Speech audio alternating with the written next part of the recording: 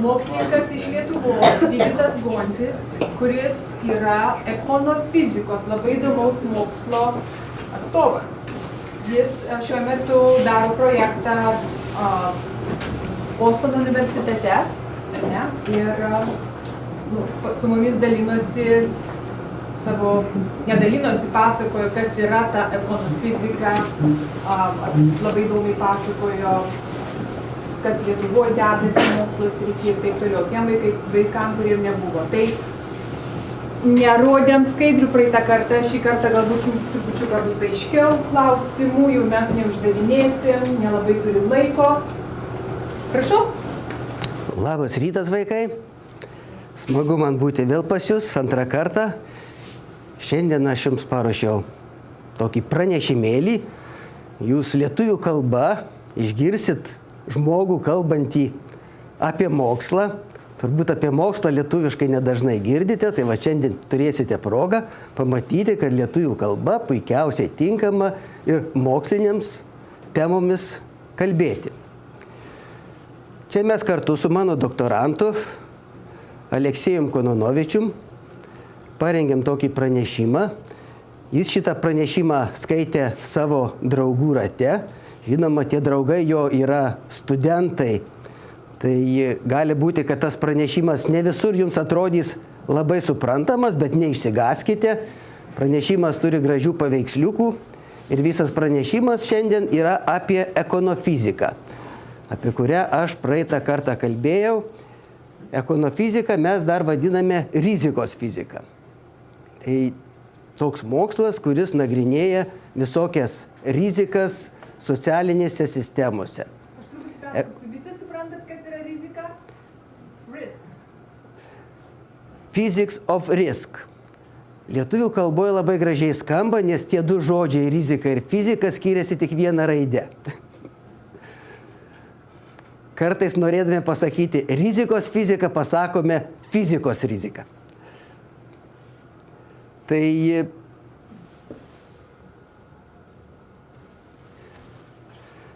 šis mokslas daugiausiai kalba apie ekonomiką. Ir daug metų, nuo pat 85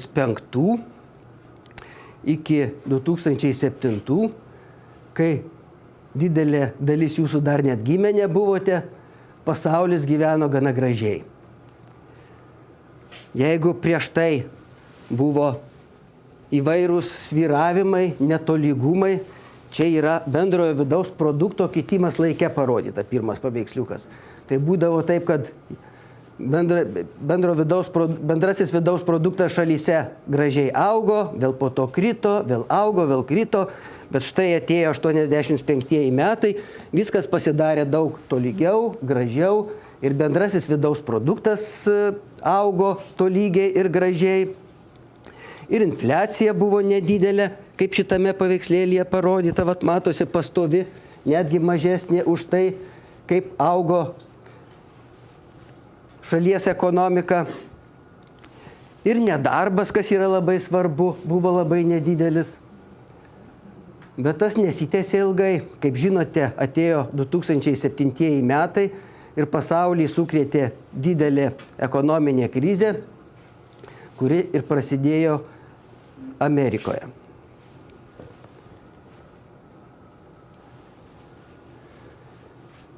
Iki to mokslininkai galvojo, kad ekonomistai jau supranta, kaip pasaulio ekonomika veikia, kaip galima ją valdyti.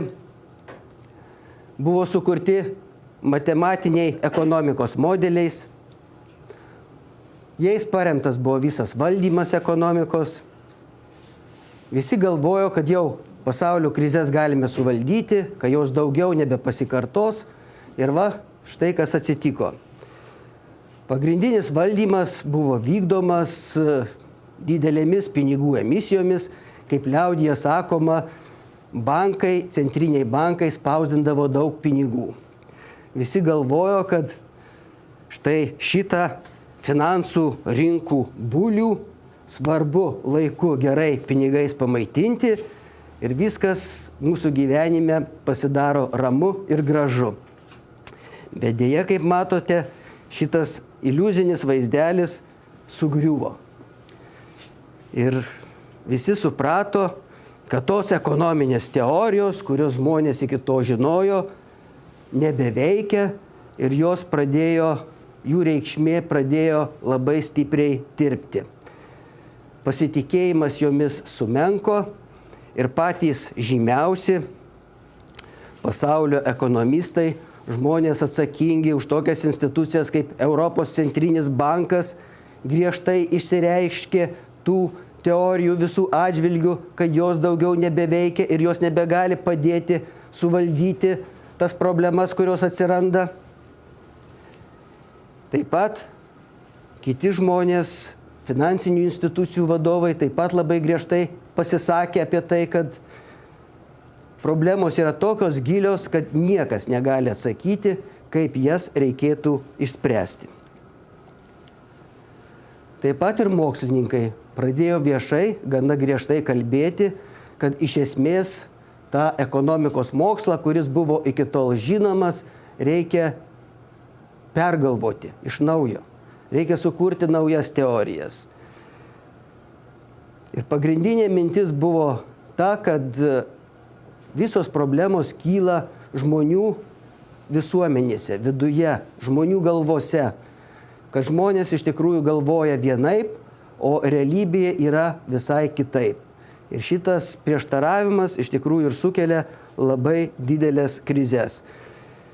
Čia paveikslėliuose parodyti mano labai gerbiami mokslininkai, kuriuos aš dažnai cituoju, skaitau jų darbus. Ir tai yra mūsų aplinka, kurioje mes diskutuojame tas visas pasaulio ekonomikos problemas. O kur tos problemos buvo? Iki tol visas ekonomikos mokslas galvojo ir rėmėsi tokia idėja, kad kadangi žmogus yra protingas, gali daug išmokti, daug žinoti, jis iš tikrųjų gali spręsti pačias sudėtingiausias problemas, tai ir tai, ką išsprendžia, sakysim, valstybės ar finansų rinkų specialistai, be abejo yra teisingas sprendimas, nes remiasi labai racionaliu, nuosekliu, logišku žmonių mąstymu. Ir teoretikai galvojo, kad visą visuomenės elgesį galima pakeisti 1, 2 ar 3 atskirų žmonių tam tikrų logiškų mąstymų, kad visi žmonės tiesiog siekia gyvenime tam tikros naudos, galutinio rezultato, visi elgiasi racionaliai ir visa visuomenė taip pat elgiasi racionaliai. Bet visa esmė tame ir yra, kad visuomenė, kaip visų žmonių visuma, iš tikrųjų nesielgia taip racionaliai kaip atskiri žmonės, kad visuomenės veikimo rezultatas yra iš tikrųjų visai kitoks. Ir kad atskirų žmonių racionalumas iš tikrųjų netampa visos visuomenės racionalumu. Galima netgi labai paprastai įrodyti, labai paprastais uždaviniais, kad, sakysim, jeigu turime 2 žmonės, kurie vertina štai šitos 3 vaisius skirtingai. Vienas sako, kad obuolys yra geriau už bananą. Kitas sako, kad bananas yra geriau už kokoso riešutą. Kiti žmonės 2 galvoja kitaip, kad bananas yra geriau už obuolį, obuolys geriau už riešutą. Dar kita pora galvoja, kad obuolys geriau už bananą, o bananas geriau už riešutą. Kaip matote, jeigu mes vidurkintume šitos galvojimus, ieškotume bendro, vienodo visų atsakymų, tai gautume, kad obuolys yra geriau už bananą, o bananas geriau už riešutą. Rodos viskas logiška ir viskas gerai. Bet jeigu mes paimtume štai kaip kitoje pusėje vaizdelį, bandytume tada sumuoti, o kaip bendras rezultatas yra, tai gautume taip, kad riešutas geriau už obuolį, obuolys geriau už bananą, o bananas geriau vėl už riešutą. Riešutas kartu yra geriau už visus ir kartu blogiau už visus. Netgi tokie paprasti atvejai, kaip matosi logiškai mąstančių žmonių, reiškia, bendra sprendimo visuma iš tikrųjų yra visiškai nelogiška, neracionali. Kad racionalaus mąstymo visuomenėje negalima paprastai sudėti ir suskaičiuoti. Kad iš tikrųjų visuomenės mąstymo rezultatas yra visai kitoks negu atskirų žmonių rezultatas. Tas irgi šitas prieštaravimas, kuris čia matosi kaip labai paprastas prieštaravimas, irgi yra įrodymas, kad iš tikrųjų visuomenės reiškinius reikia nagrinėti ne tik matematinės logikos pagrindais, o reikia visai kitų metodų. Čia kažkaip nelabai ryškiai matosi paveiksliukas, tame paveiksliuke parodyta, reiškia, didžiulio dangoraižio gaisras. Iš tikrųjų, kadangi jau pasaulyje yra įvykęs ne vieno dangoraižio gaisras, visi mes matėme, kaip žmonės to gaisro metu elgėsi. Ir pasirodo, kad iš tik tokių krizių metu, netikėtų įvykių metu žmonės elgėsi visiškai neracionaliai. Kad jie elgėsi tiesiog labai chaotiškai ir padrikai.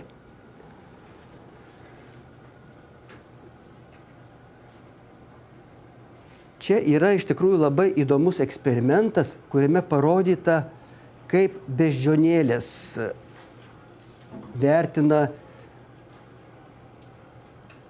netolygumą, neteisybę. Čia yra toks eksperimentas su beždžionėlėmis. Ir beždžionėlės yra gretimuose narveliuose patalpintos ir jų šeimininkas bando su jomis žaisti. Duoda joms skanėstą ir prašo atlikti nedidelį darbelį. Vienai beždžionėliai duoda agurko gabaliuką, o kitai beždžionėliai duoda vynuogę. Kadangi agurkas nėra toks skanus kaip vynuogė, beždžionėlėms daug labiau vynuogės patinka, tai ta beždžionėlė, kuri gauna agurką, pradeda pykti, kodėl jinai yra vertinama kitaip. Ir iš tikrųjų tas filmukas labai akivaizdžiai parodo, kad tas neteisybės jausmas netgi paprastos gyvūnijos tarpe yra labai dažnas reiškinys ir labai gerai suvokiamas, lengvai suvokiamas. So a final experiment that I want to mention to you is our fairness study. And so this became a very famous study, and there's now many more, because after we did this about 10 years ago, it became very well known. And we did that originally with capuchin monkeys, and I'm going to show you the first experiment that we did. It has now been done with dogs, and with birds, and with chimpanzees, but with Sarah Brosnan we started out with capuchin monkeys. So what we did is we put two capuchin monkeys side by side. Again, these animals, they live in a group. They know each other. We take them out of the group, put them in a test chamber. And there's a very simple task that they need to do. And if you give both of them cucumber for the task, the two monkeys side by side, they're perfectly willing to do this 25 times in a row. So cucumber, even though it's really only water in my opinion, but cucumber is perfectly fine for them.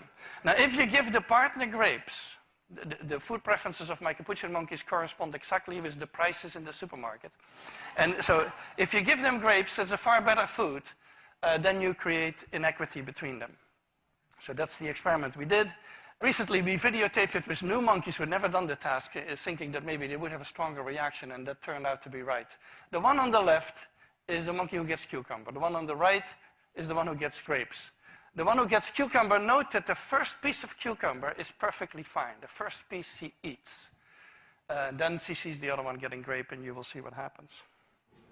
So she gives a rock to us, that's the task. And we give her a piece of cucumber, and she eats it. The other one needs to give a rock to us. And that's what she does. And she gets a grape. And she eats it. The other one sees that. She gives a rock to us now, gets again cucumber.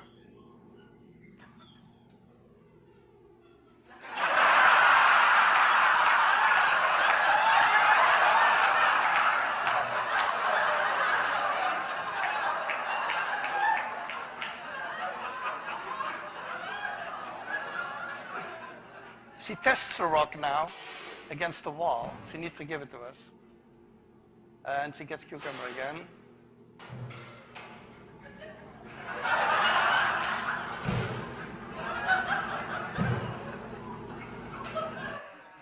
So this is basically the Wall Street protest that you see here.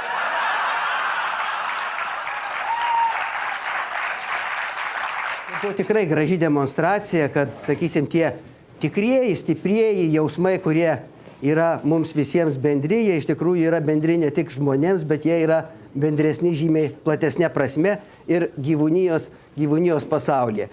Ir kad mūsų elgesys, reiškia, Wall Street'o mitinguose tam tikra prasme yra iliustracija, tai šitos neteisybės, kurią mes visi bendrai ir gerai jaučiame. Bet tai yra toks bendras ir paprastas jausmas, kuris yra visiems gerai suprantamas. Tai prie ko čia ta fizika? Ir kodėl mes čia tokius dalykus pasakojame sąryšyje su fizika? Pasirodo, ekonomika yra toks mokslas, kuris užsiima visuomenės tyrimais, visuomenės reiškinių laboratorijoje nepakartosi, eksperimento netliksi. Žmonės tai yra ne dalelės, žmonės yra gyvi, sąmoningi, protingi, daug žinantys ir mokantys.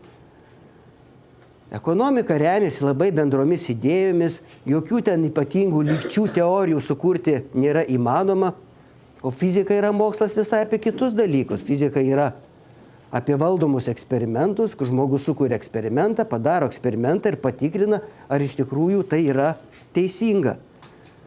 Objektai, kuriuos tyria fizika, yra negyvos dalelės, kurios nei galvoja, nei masto, o elgiasi taip, kaip iš tikrųjų gamtoje yra nustatyta.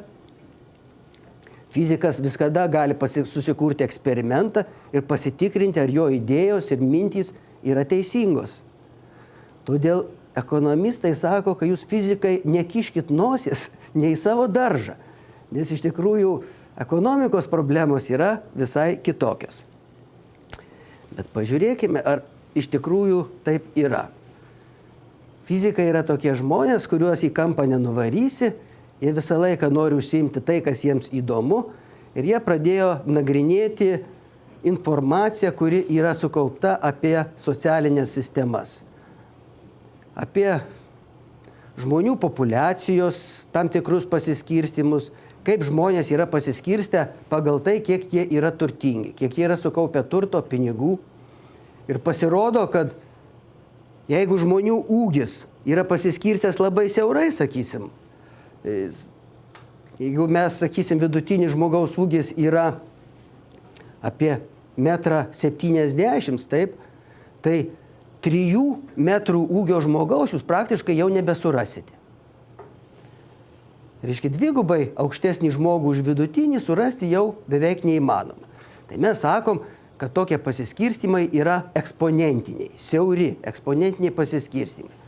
Bet jeigu mes kalbame, sakysim, apie žmogaus turtingumą, tai jūs pamatysit, kad turtingumas yra žymiai platesnis pasiskirstimas. Žmonių yra, kurie 10, 20 ir 100 kartų turtingesni už kitus yra. Ir jų labai daug, ir tokie pasiskirstimai vadinami laipsniais pasiskirstimais. Kaip čia yra nupaišyta, jūs čia daug galvos nesukite, bet tiesiog supraskite, kad iš tikrųjų ekonomikoje ir socialiniuose moksluose pasiskirstimai nuo fizikos skiriasi tuo, jog ekonomikoje jie yra laipsniniai, o fizikoje jie dažniausiai yra eksponentiniai. Ir va tas laipsninis pasiskirstimas yra ypatinga skiriamasis bruožas ekonominių ir socialinių reiškinių. Ir apie tai labai daug pradėjo kalbėti fizikai, nes jie empiriškai tyrė pačias įvairiausias sistemas, duomenis ir pradėjo apie tai rašyti daug mokslinių publikacijų. Tai vat vienas iš indėlių, kuriuos fizikai atliko. Taip pat fizikai pradėjo žiūrėti tos duomenis kitą prasme, aiškindamiesi, kad socialiniuose reiškiniuose yra tokia savybė kaip atmintis. Kad iš tikrųjų tai, kas vyksta šiandien, turi tam tikrą atmintį apie tai, kas vyko gerokai anksčiau. Nors fizikoje paprastai yra kitokie reiškiniai, kai iš tikrųjų sistema visiškai užmiršta, kas buvo praeityje ir iš tikrųjų, kas bus ateityje, sprendžiasi šiandieną. Tai vat tie fizikai pradėjo parodyti, kad socialiniuose reiškiniuose ta atmintis egzistuoja. Dabar tokias sistemas, kur yra labai daug dalelių, kurios tarpusavyje sąveikoje ir galų gale visos kolektyviai duoda kažkokį rezultatą, fizikai tokių sistemų tyria labai daug. Tai va čia paveikslėlėje yra parodytas labai paprastas, klasikinis pavyzdys, kuris visiems yra suprantamas. Brauno dalelės judėjimas. O čia, jeigu pasižiūrėtumėt, štai čia įsivaizduokite, yra skystis, skysčio paviršius. Čia tie juodi taškiukai tai yra skysčio molekulės, kurios skysčio viduje dėl šilumos pačios labai intensyviai juda. O čia ant skysčio paviršiaus yra maža žiedadulkė. Ta maža žiedadulkė, va šitų taškelių, šitų molekulių atžvilgių yra labai didelis dalykas. Tai yra milžinas, kuris plaukė tiesiog ant šitų reiškia molekulių skystyje. Na ir Braunas jau labai seniai, 1827 metais, mikroskopu stebėdamas tą žiedadulkę, pastebėjo, kad ta žiedadulkė juda. Juda tokiais stochastiniais žingsniukais į vieną, į antrą pusę, tiesiog plaukioja tame paviršiuje tokiais nedideliais žingsniukais. Ir šitas reiškinys fizikus labai domino ir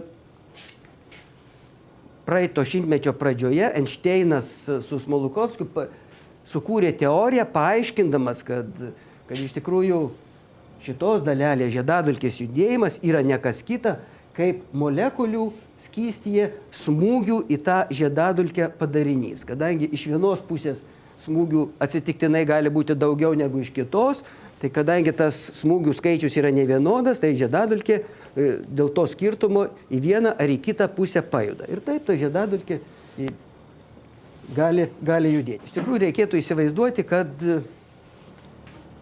šitas taškelis geltonas iš tikrųjų dėl šitų smūgių juda ir tas buvo pas mane parodyta labai gražiai gyvai, kaip realiai tas dalykas vyksta. Bet iš tikrųjų čia turėtų būti kitas YouTube filmukas, kurį mes tikriausiai galėtume parodyti.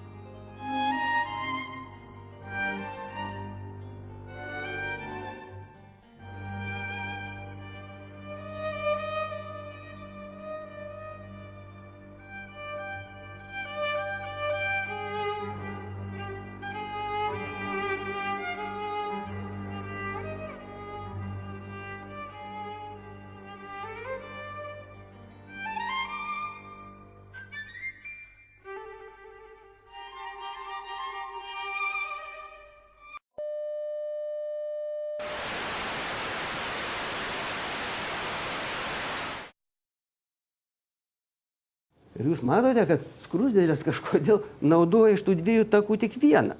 Visos susigrūdusios eina vienu ir tuo pačiu taku, o kitas takas tuo metu yra beveik laisvas, nenaudojamas. Pasirodo, kad po kažkurio laiko skruzdės ima ir persigalvoja, pradeda eiti kitų takų, o šitas pasidaro laisvas.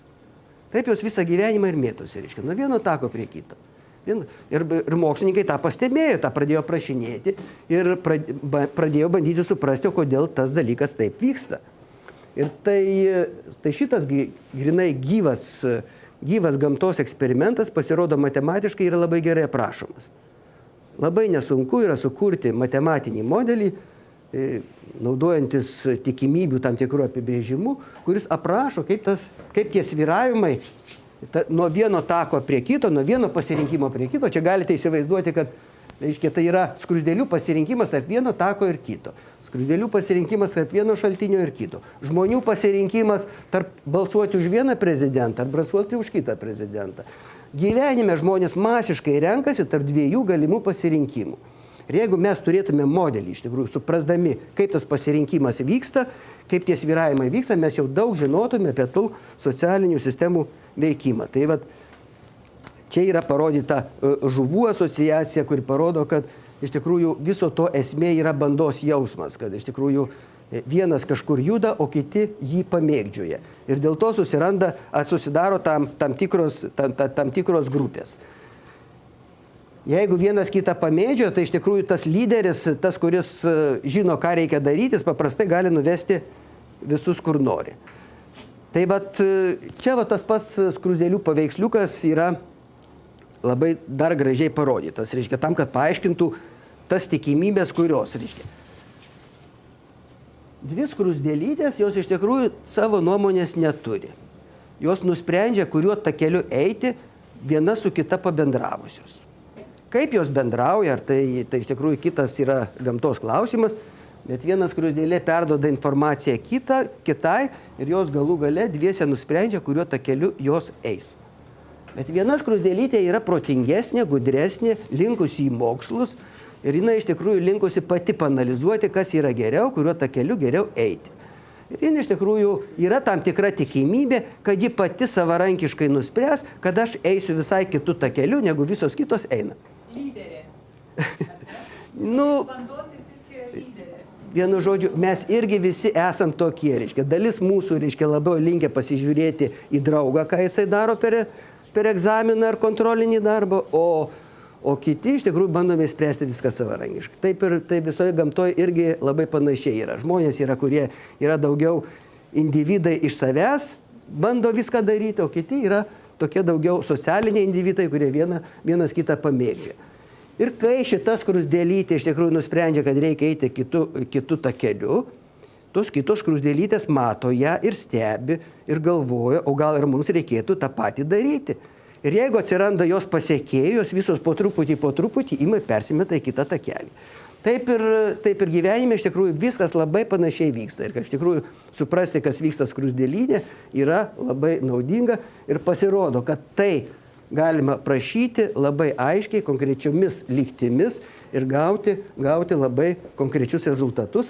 Tai vat šitas skruzdėlių modelis yra visų mano paskutinių metų finansų rinkų modeliavimo pagrindas.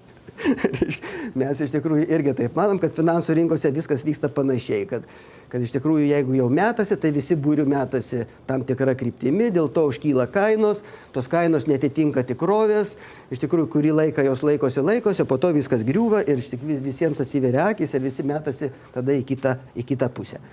Tai čia yra pavaizduota, kaip tas realiai atrodo, matematiškai galima suskaičiuoti, kad čia nušokom į vieną takelį, po to grįžom į kitą takelį vėl, o jis, matos, jaučia mano pirštus, taip.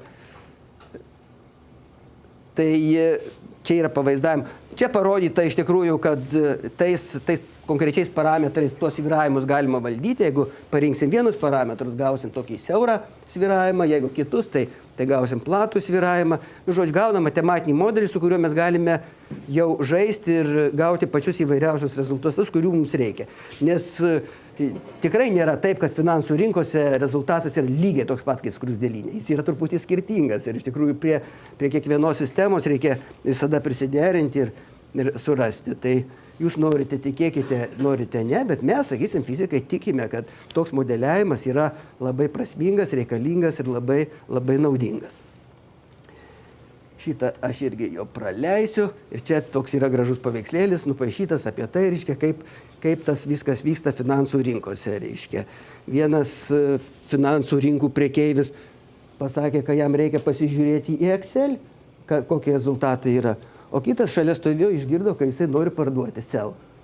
Reiškia, tas pasakė, kad sell, reiškia, visi kiti išgirdo, kad sell ir visi sell ir nuvažiavo, reiškia, visa rinka, reiškia, akcijas parduoti. Kaip akcijas parduoti, tai visos kainos taip ir nukrito žemyn.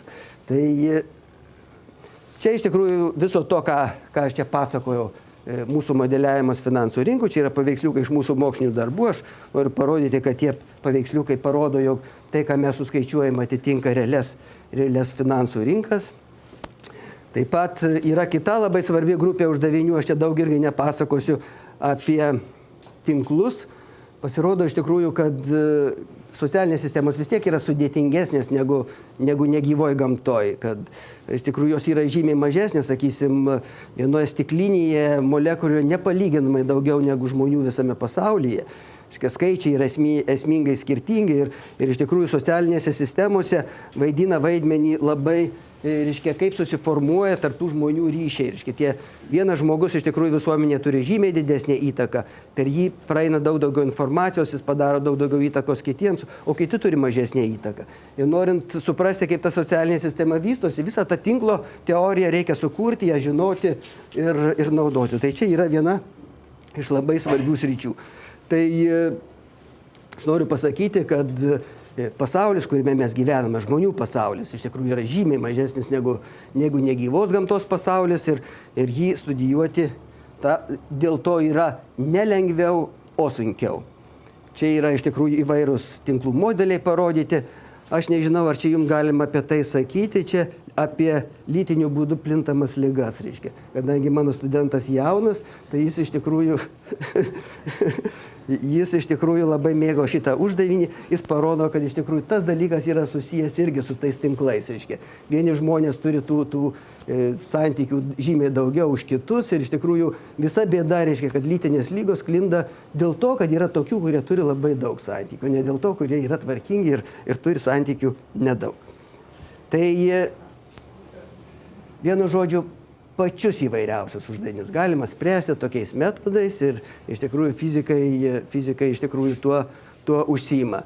O dabar viską pačiai pabaigai noriu pasakyti, kad jeigu jums kas nors sakys, kad matematika yra sudėtingas mokslas, tai iš tikrųjų niekada tuo netikėkite. Iš tikrųjų, pats sudėtingiausias dalykas yra pats gyvenimas, kuriame mes gyvename. Ten iš tikrųjų viskas yra taip sudėtinga, kad jokia matematika nėra pajėgi viso to gerai, teisingai aprašyti. Mes iš tikrųjų visame tame vaizde matome tik tais labai grubius bendrus dalykus, kurie yra paprastesni, aiškesni ir sutvarkomi.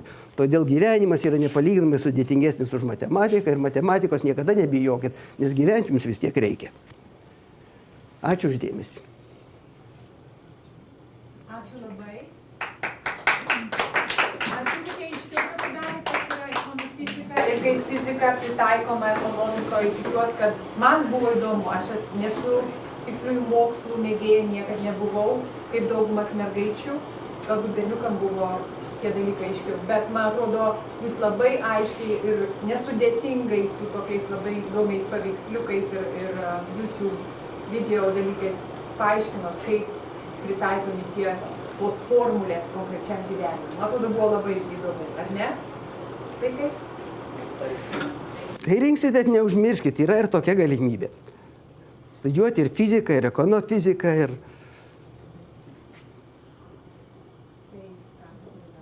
Ačiū labai dar kartą, ačiū už jūsų laiką.